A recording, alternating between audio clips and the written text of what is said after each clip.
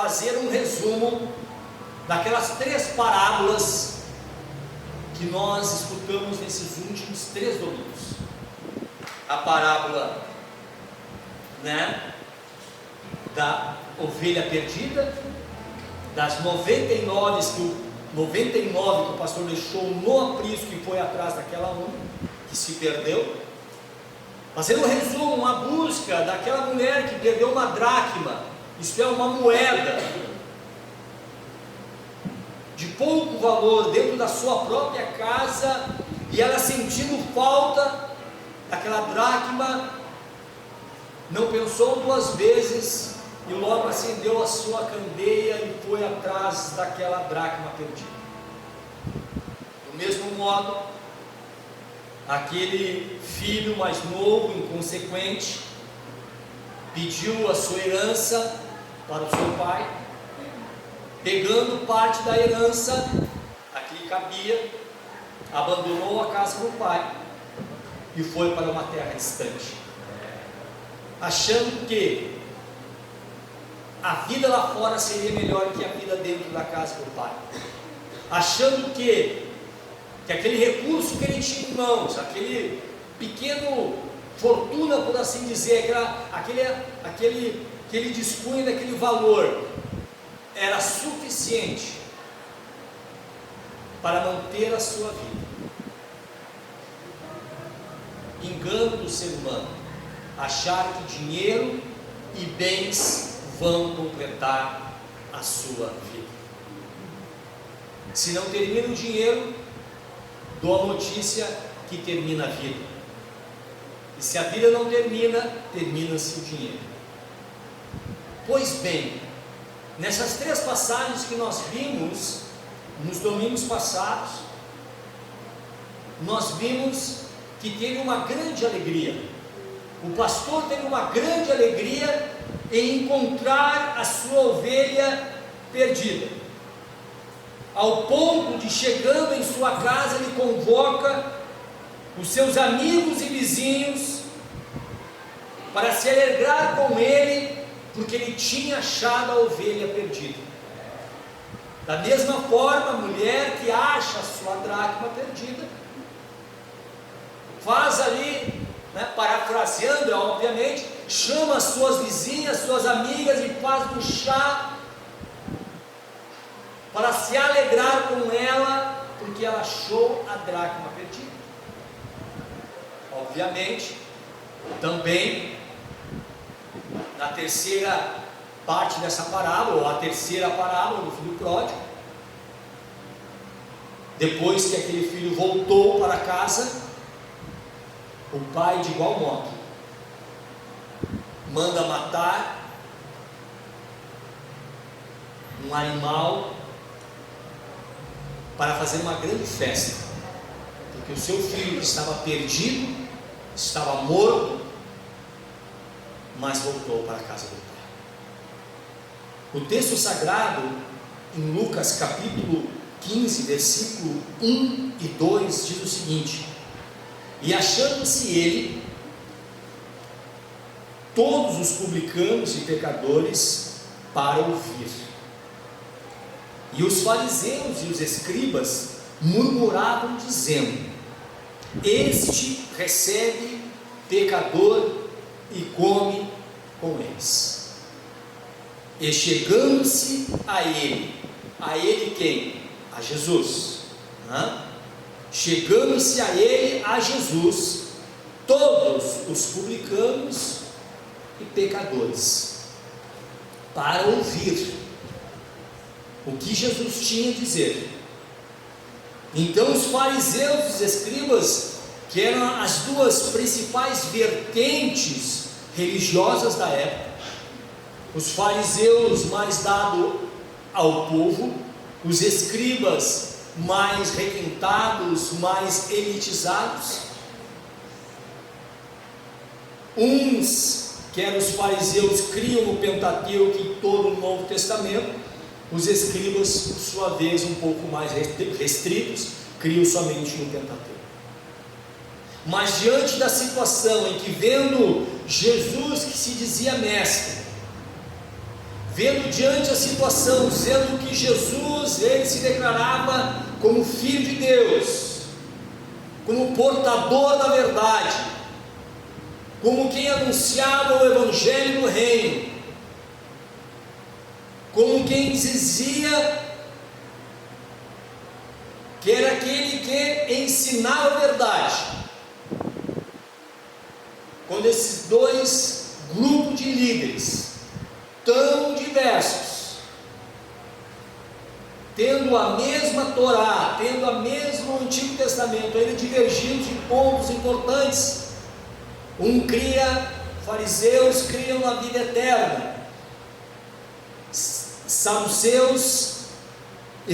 escribas e saduceus não criam, mas aqui nesse ponto eles concordavam entre eles. Esse que se diz Filho de Deus, esse que se diz santo, esse que se diz isso, agora se reúne com os publicanos. Publicanos eram aqueles cobradores de impostos do povo judeu,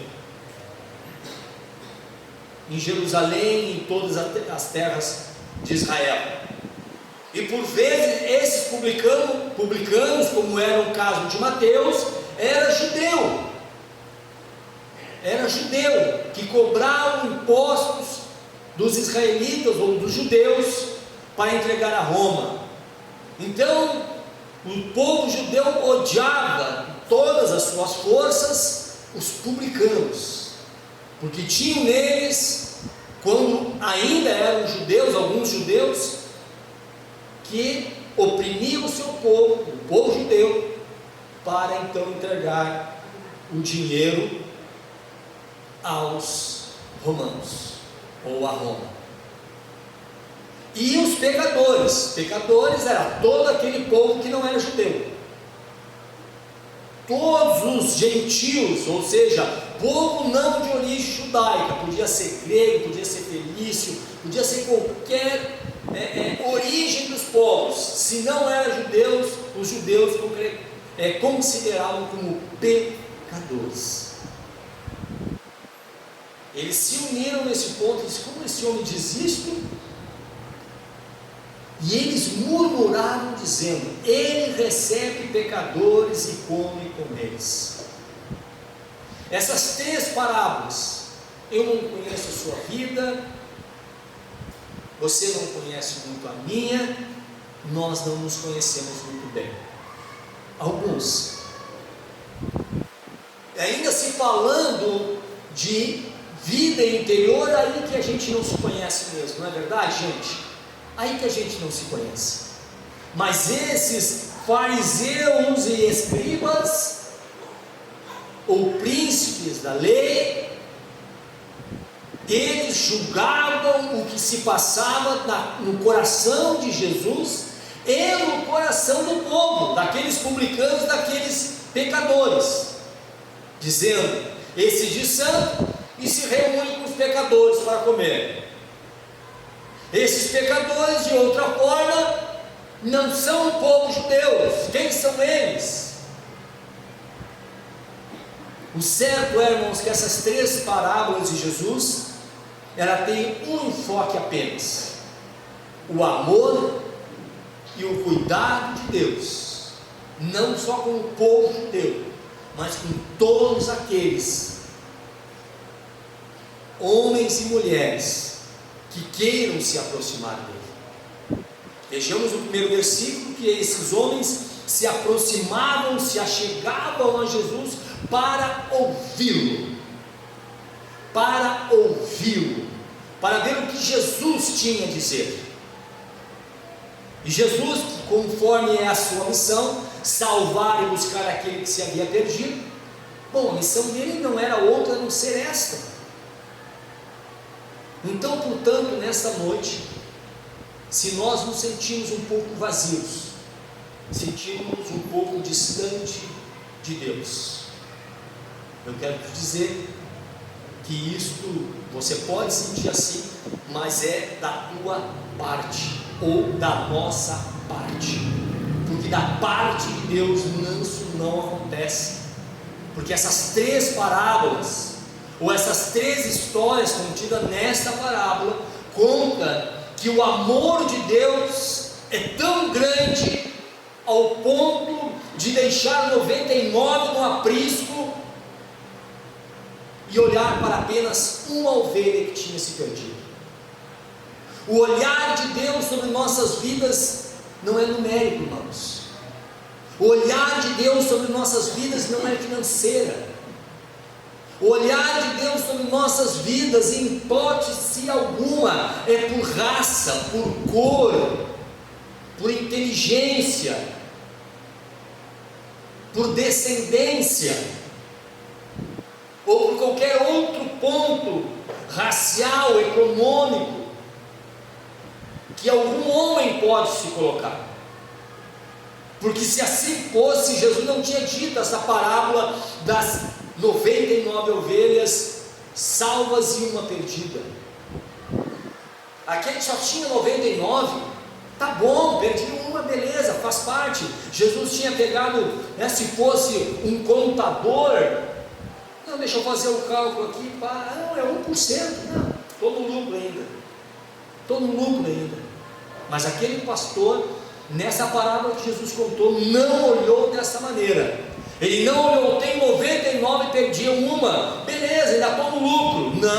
Não, em hipótese alguma. Ele deixou seguras 99 e foi atrás daquela ovelha perdida, e deixava perdida, e ele foi de atrás. Não sabia onde estava, tinha de repente uma base onde a ovelha poderia estar, porque era pastor, tinha conhecimento de causa. Então o amor de Jesus por nós não é por descendência, como os judeus achavam que era. Aqui os judeus, os fariseus, os escribas, eles não são judeus, eles são pecadores, eles são publicanos, eles tiram o nosso dinheiro e dão para Roma. Então, portanto, nós somos os verdadeiros filhos de Abraão. Mas Jesus quebra esse paradigma de pensamento judeu, disse não, em hipótese alguma. Esses publicanos e esses pecadores são a ovelha perdida. O que cabe a mim é deixar vocês, fariseus e escribas que se acham os salvos, eu deixo vocês no aprisco e vou atrás dessa ovelha perdida, que são os publicanos, que são os pecadores. E não contente com isso, a parábola diz que quando ele volta com esses pecadores, quando ele volta com essa ovelha perdida, o que deveria de acontecer não aconteceu na vida dos fariseus e escribas. Repare o contraste, irmãos, entre a realidade daquele dia, da confrontação, da murmuração dos fariseus para com Jesus, e a história que Jesus estava contando. Quando ele achou a ovelha perdida, trouxe novamente, ele convidou os seus amigos para uma grande festa. Jesus queria dizer para aqueles homens, líderes religiosos, fariseus e escribas, em outras palavras, é para vocês estarem felizes, porque eu estou atrás dessas ovelhas perdidas, e vocês deveriam de se alegrar, em vez de murmurar, em vez de condenar. Vocês deveriam de fazer isso, mas vocês, ao contrário, murmuram e criticam. E não só criticam os pecadores e publicanos, mas bem como criticam o próprio bom pastor que deixou as 99 no aprisco e foi buscar aquela uma perdida. Então aqui está o grande amor de Deus pela humanidade. Aqui está o grande amor de Deus por nós. Nós éramos essa ovelha perdida, queridos. E por vezes nós nos comportamos exatamente como os escribas e fariseus. Quando pessoas nos visitam, quando irmãos nossos, como aquela ovelha se sai fora do aprisco, nós, em vez de irmos atrás, nós botamos a nossa roupa de escriba e fariseu e criticamos aqueles que estão buscando as pessoas lá fora. Mas o que importa nessa pequena história, nessa pequena parábola, é o grande amor de Deus para conosco. Este é a base da nossa fé, o amor de Deus para conosco. A segunda parábola nós vimos já, que é da dracma perdida. Aquela mulher que perdeu aquela dracma, aquela pequena moeda de não muito valor, até pelo contrário, de baixo valor, mas ela preocupada, acendeu a sua lamparina para com diligência buscar aquela ovelha perdida, aquela dracma perdida, com diligência, com preocupação. E os irmãos já ouviram nas mensagens passadas que essa dracma perdida se refere àquelas pessoas que estão perdidas dentro da igreja. A ovelha que fugiu do aprisco, aquelas pessoas que saem da igreja e vivem no mundo. A dracma perdida foi perdida dentro da casa. E aquela mulher pega a sua lamparina para procurar a dracma perdida dentro da sua própria casa. E hoje em dia, como sempre houve, há pessoas perdidas dentro da própria igreja, sem se situar, sem saber o que está acontecendo, sem crer no que se deve de crer, seguindo Jesus por conveniência. Não, se o Senhor me der, eu sigo. Se o Senhor fazer, eu faço. Se isto ou aquilo, enfim, por conveniência, por querer fazer uma moeda de troca. As pessoas muitas vezes estão dentro da igreja com este pensamento, o pensamento de que Deus nos deve alguma coisa, o pensamento de que nós somos, né, a última Coca-Cola no deserto, como diz o ditado, achando que nós somos tudo e todos ao mesmo tempo, perdidos dentro da casa do Pai, perdidos.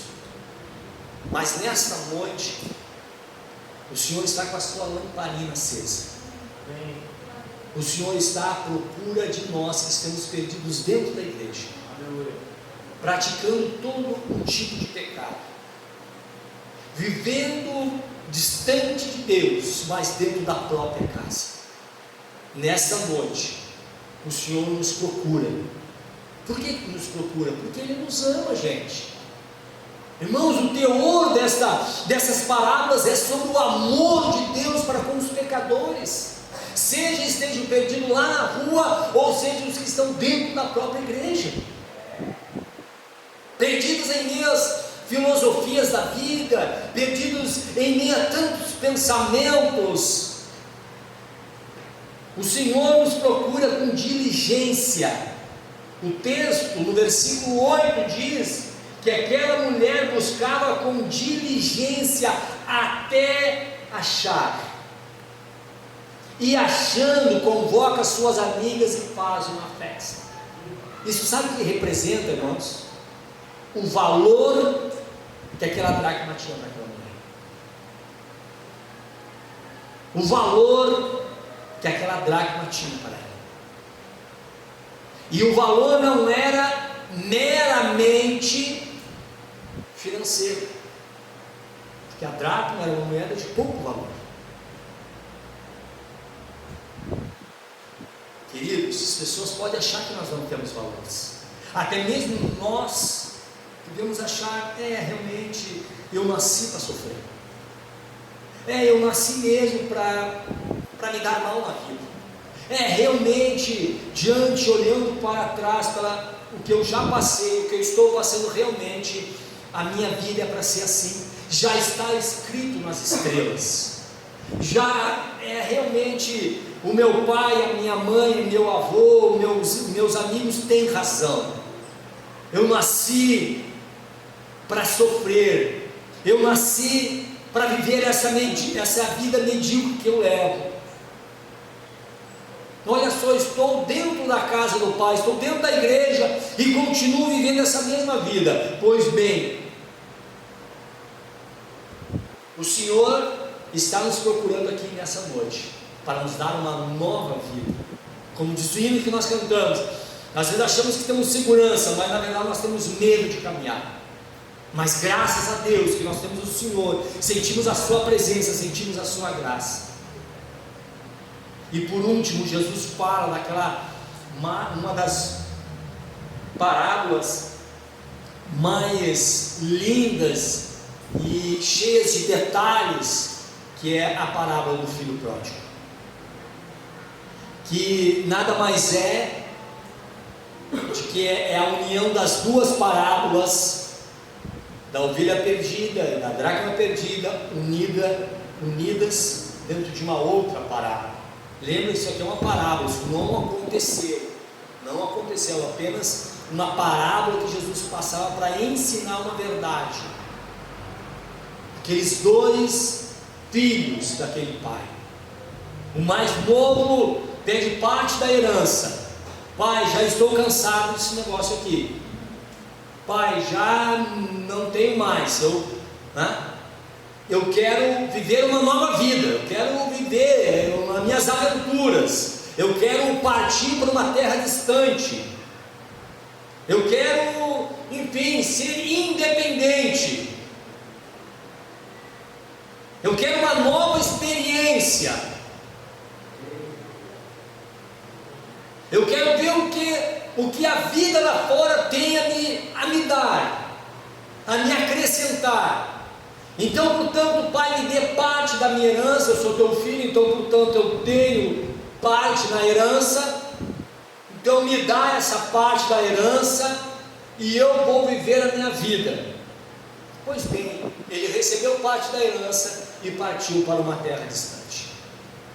E diz o texto que quando ele tinha dinheiro, isso parece tão atual, né? Tão atual. Enquanto ele tinha dinheiro, tinha amigos, amigas, e amigas até bem faceirinhas do lado dele.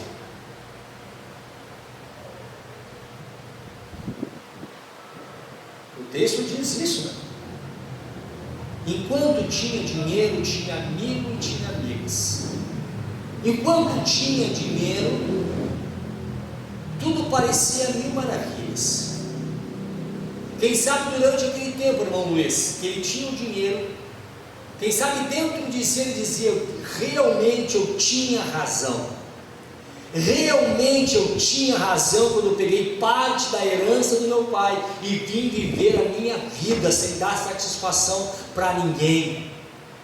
Bem que eu fiz mesmo, estava lá debaixo da autoridade do meu pai, eu tinha horário para levantar, para trabalhar, eu tinha deveres a cumprir, eu tinha que fazer várias coisas. Agora eu estou aqui, nossa, aqui eu estou cercado de amigos, o João, o Pedro, o Paulo, o Benício, o Carlos, o Roy, estão todos os dias junto comigo, comendo churrasco, comendo tudo mais e participando de festas. Nossa, também tem a fulana, a ciclana e a beltrana, que está sempre comigo, prefere a mim do que a outros, porque ele que tinha o dinheiro, e eu sou realmente muito bonitão, e eu sou garanhão. Quem sabe ele pensava nisso. Todo engano do ser humano, gente, basear a sua vida em coisas passageiras. Pouco engano ou muito engano do ser humano basear a sua vida na sua mocidade, basear a sua vida no mero dinheiro, na mera posição social. E o texto diz que ele perdeu tudo. Tudo. Porque naquele dia, naqueles tempos, não existia Bolsa Família. Não, naquele tempo não existia Bolsa Família, não tinha vale gás, não tinha vale leite, não tinha nada disso. E foi-se todo o dinheiro. E agora, meu irmão, sumiu os amigos, sumiu as mulheres, e a ponto de ele agora estar alimentando a porcos. E Jesus pega esse ponto de alimentar porcos justamente para tocar no calo dos fariseus e dos escribas, porque os judeus odiavam os porcos, não comiam carne de porco e não comem até hoje carne de porco. Então, portanto, um bicho amaldiçoado, um bicho nojento, um bicho que judeu não gosta. E a parábola que Jesus conta diz que aquele homem alimentava os porcos, e não só alimentava os porcos, bem como queria comer a comida dos porcos. Em outras palavras, irmãos, dias atrás ele dava banquete para os seus amigos e amigas. Dias atrás ele era o provedor de tudo isso. Em orgias, em tantas coisas mais, em bebedice. Passou-se o tempo, ele agora alimenta porcos e deseja comer da comida dos porcos. Ele se sentia pior que os porcos, porque pelo menos os porcos tinham que comer e tinha alguém para servi-los. Ele não tinha que comer e não tinha quem o servir. Amados, tem momentos nas nossas vidas que nós nos sentimos assim, não literalmente, é óbvio, mas nos sentimos tão para baixo, nos sentimos tão caídos, nos sentimos ao ponto de às vezes tirar a própria vida.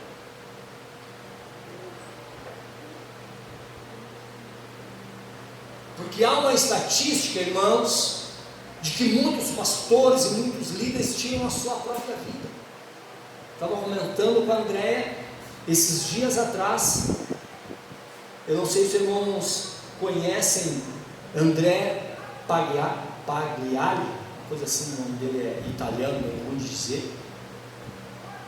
Um saxofonista, um pastor, formado em teologia, pós-graduação, mestrado em teologia, vários CDs gravados, um homem que quem sabe a gente olhava e dizia, pô, eu queria ter esse ministério aí, mas aos 49 anos tirou a sua própria vida, deixando mulher e filhos pequenos. Não estou aqui acusando ele em hipótese alguma.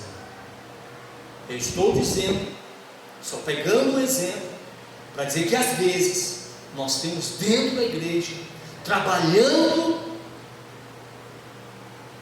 e não sentimos a graça de Deus, e não temos o que é real em nossas vidas, e isso é sério, gente.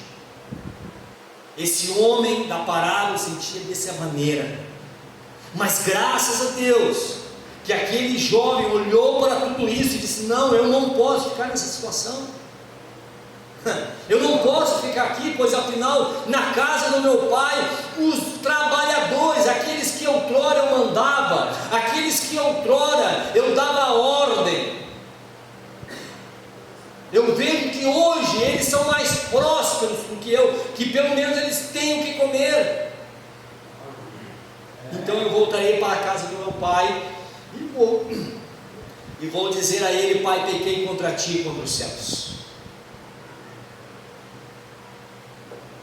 Me receba novamente, não como teu filho, mas como um dos teus trabalhadores. Meus irmãos, e como essa parábola fala do grande amor de Deus pelos pecadores que se arrependem, a ação daquele pai não foi outra a não ser colocar em seus pés uma nova sandália, colocar sobre os seus ombros uma veste decente, colocar em seu dedo um anel, matar um novilho cevado, isto é, gordo, para fazer um banquete, porque aquele filho estava morto e ressuscitou e ressurgiu. Aquele filho estava perdido e voltou novamente.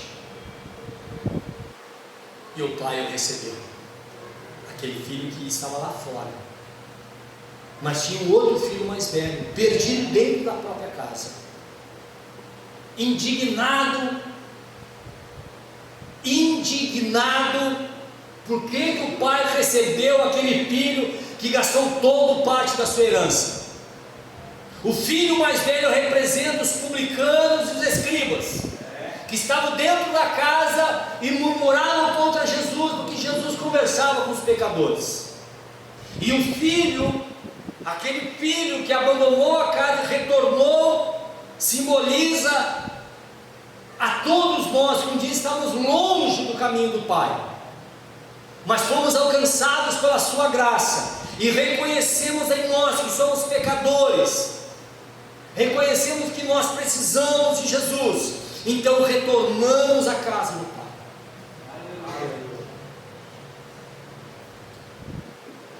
E aquele filho mais velho, que representa os crentes cascudos, aqueles crentes que só sabem murmurar e falar mal dos outros, aqueles crentes que carregam um fardo e querem colocar esse fardo em cima dos outras pessoas, aqueles crentes que olham as pessoas lá fora com um olhar de menosprezo, no sentido, nós tudo bem, já estamos aqui na igreja, nós tudo bem, olha só, eu canto, eu prego, eu faço e aconteço, então portanto eu sou de uma classe superior. Mas este aí, não, irmãos. E o pai fala para aquele filho, filho, tu sempre está comigo, filho. Tu diz aí que eu matei um novilho para o teu irmão que estava perdido, e que eu nunca te dei um cabrito magricelo, desnutrido, para te fazer uma festa com teus amigos. Filho, tudo que é meu é teu. E é importante, o versículo 32 diz: mas era justo que nos alegramos e nos regozijamos, porque esse teu irmão estava morto e viveu, tinha perdido e foi achado. Olha o ensinamento que Jesus estava dando para aqueles líderes religiosos daquela época. Jesus estava declarando toda a sua missão, igreja. A missão dele era buscar e salvar aqueles que se haviam perdido. E esta missão de Jesus continua ainda hoje através da igreja. A missão de Jesus não parou quando ele morreu. A missão de Jesus não parou quando ele subiu aos céus, mas muito pelo contrário, ele disse: ide por todo mundo e pregai o evangelho a toda criatura. E nesta noite há uma oportunidade para você. Se você é considerada, ou você se considera como uma ovelha perdida, ou quem sabe você é a dracma perdida dentro da igreja, dentro da própria casa do Pai, ou como aquele irmão mais velho, que não quis se alegrar pelo irmão que estava perdido e foi reencontrado. Quem sabe você representa aquele irmão mais velho, que estava dentro da casa do Pai, trabalhava para o Pai, mas não conhecia o próprio Pai que tinha. Porque quando o pai dá a resposta para o filho mais velho, dizendo: filho, tudo que é meu é teu. Em outras palavras, o pai estava dizendo: filho, tu não precisa me pedir um Um novilho é teu, pegue e faça uma festa com os teus amigos. Ele não conhecia o pai, mas servia ao pai com vias de regras e condutas apenas morais, por ética, mas não tinha intimidade com o seu pai. Quem sabe nós somos as pessoas. Viemos ao culto, participamos da ceia, fizemos aquilo, fizemos aquele outro, mas não temos comunhão com Deus. Vem aqui na minha memória um grande pastor. Grande pastor, a gente usa esse termo no sentido de um homem conhecido nacionalmente, internacionalmente, um homem com um ministério muito grande, por isso que a gente diz um grande pastor, né? Mas não no sentido de que ele seja superior a todos, mas pelo seu ministério, cheio de atividades.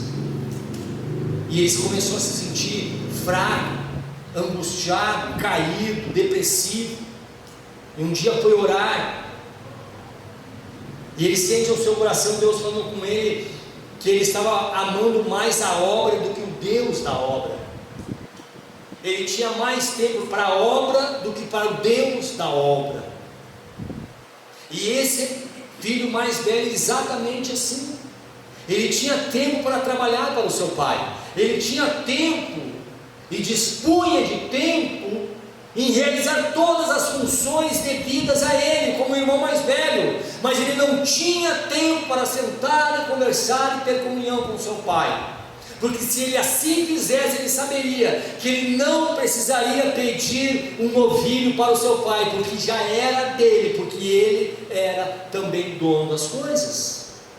Queridos, nossa comunhão com Deus não se passa somente, se passa por isso, mas não somente através do trabalho na igreja, mas passa exclusivamente, não, mas principalmente pela nossa oração dentro da nossa casa, pela nossa comunhão, pela nossa dedicação a servir o Pai, e não somente na obra. Amém.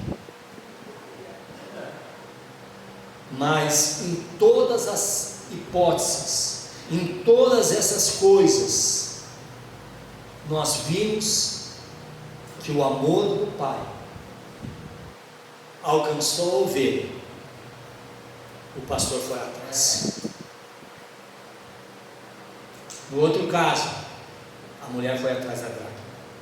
Nesse outro caso, o filho que se foi notou e percebeu que ele precisava voltar.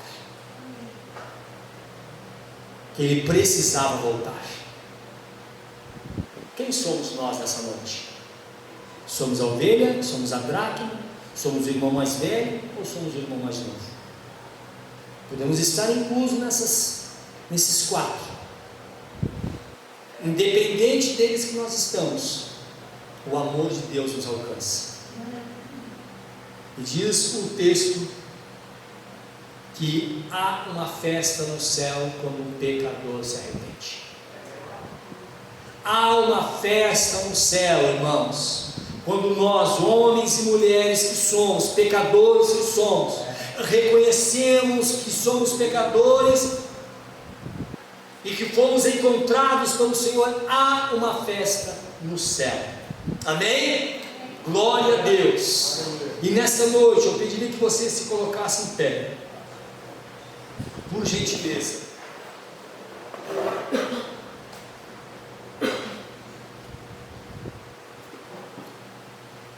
E em todas essas parábolas, em todas elas, a gente pode ver que sempre teve uma festa, sempre teve uma alegria.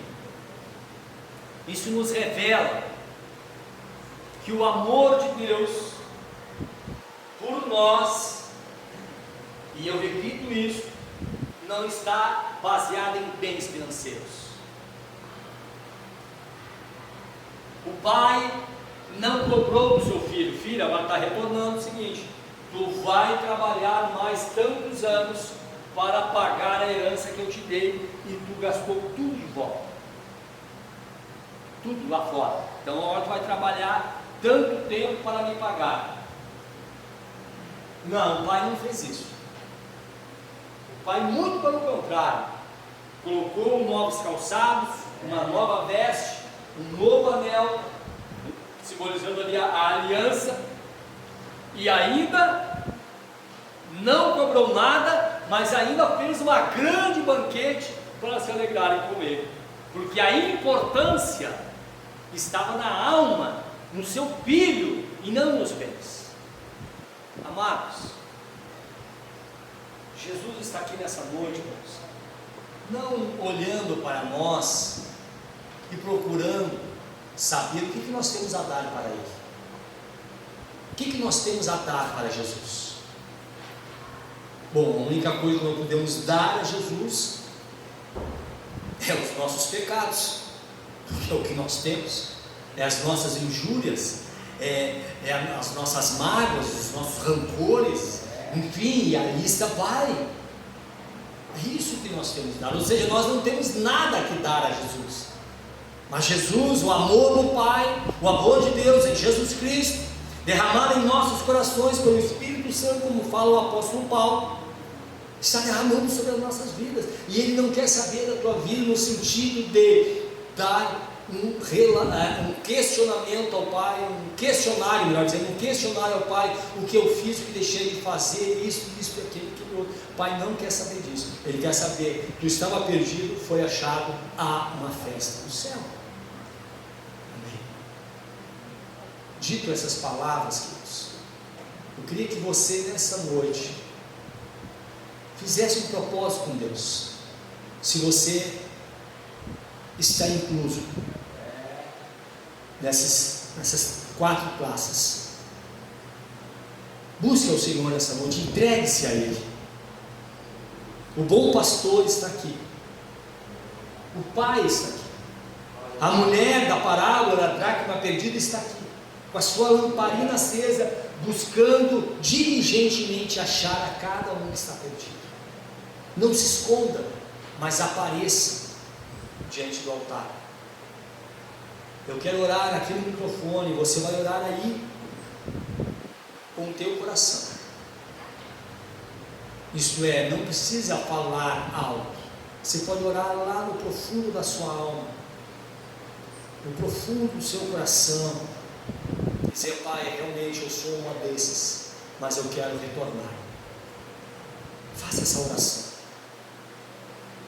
Senhor nosso Deus, nosso Pai, queremos no nome de Jesus Cristo neste momento orar, Pai, pedir a Tua graça e a Tua bênção sobre a todos aqui presentes, Pai, sejam eles irmãos na fé ou não irmãos na fé, sejam, Senhor, pessoas que estão distante do Teu aprisco, distante do aprisco das ovelhas, perdidas afora, sem saber que estão perdidas, achando que estão bem, apavoradas diante de tantas situações ruins, mas o bom pastor está indo atrás dessa ovelha e vai pegar esta ovelha e trazer para o aprisco.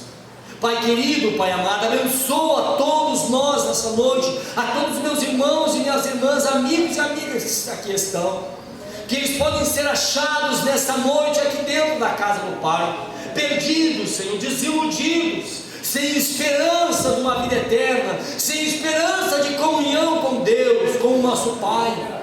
Mas o Senhor nessa noite procura diligentemente achar essa dracma perdida, que para a sociedade, quem sabe, não tem valor, mas para Ti, Senhor, há um valor imensurável. Simplesmente pelo fato que custou o sangue de Jesus Cristo na cruz. Pai querido, oramos e oramos por aquelas pessoas, Pai, que um dia deixaram o aprisco do Senhor, gastaram tudo lá fora, gastaram o seu tempo lá fora, gastaram a sua juventude lá fora, gastaram os melhores anos lá na rua, lá fora, Pai, mas que hoje, Senhor, estão buscando, estão arrependidos e querem retornar ao aprisco, à casa do Pai. O Senhor não vai jogar no rosto deles isso, mas muito pelo contrário, O Senhor nos ama, o Senhor nos ama, e o Senhor nos traz para dentro da sua casa, não nos trata como dos seus trabalhadores, mas antes nos trata como filhos. Pai, abençoa os meus irmãos e minhas irmãs, amigos e amigas que estão fazendo um propósito lá no profundo do seu coração, no profundo do seu coração, para ter um contato contigo, não um contato das questões místicas, Senhor, mas na questão de ter comunhão contigo, te seguir como único e suficiente Salvador. Oramos no nome de Jesus, amém e amém.